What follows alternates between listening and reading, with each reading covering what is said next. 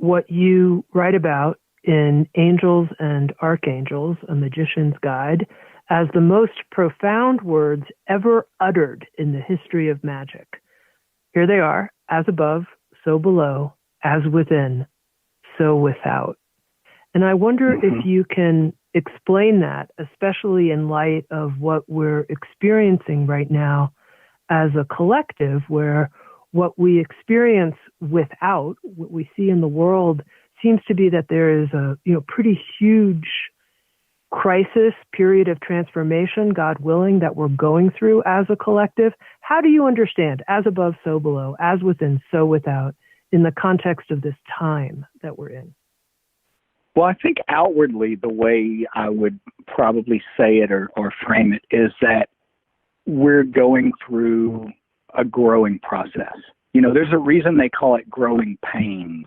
They don't call it growing pleasure, because whenever you are being stretched beyond your old limits, when you're being forced to change your shape, which is what we as a society, as a culture, and even as a world are having to do right now, because of, the pandemic, the COVID-19 thing, because of the police brutality issues and the black people that have been subjected to, a system that, and this is one of those things, like I said, I was in prison for 20 years.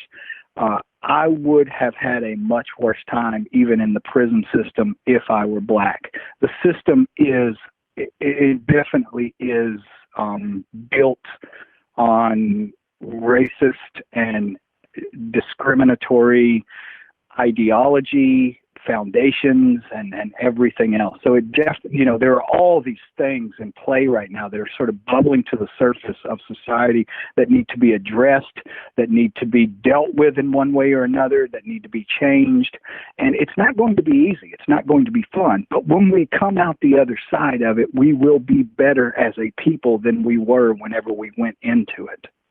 So I think that's the way I look at it as a whole on an outward all of us level. But it also means, when people think of astrology now, when magic originated back in ancient Sumer, astrology was not looked at the same as it is now. Neither was art.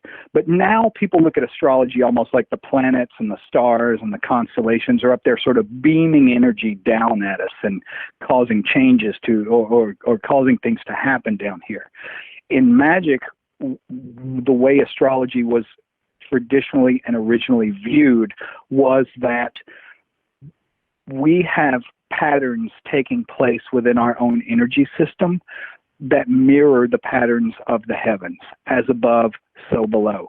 By studying what's taking place in the heavens, we come to a fuller, greater understanding of what's taking place in our own energy system, in our own psyches, and every other part of our lives.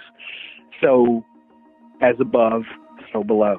As within, so without. I think it applies on a individual level and and on a collective world level.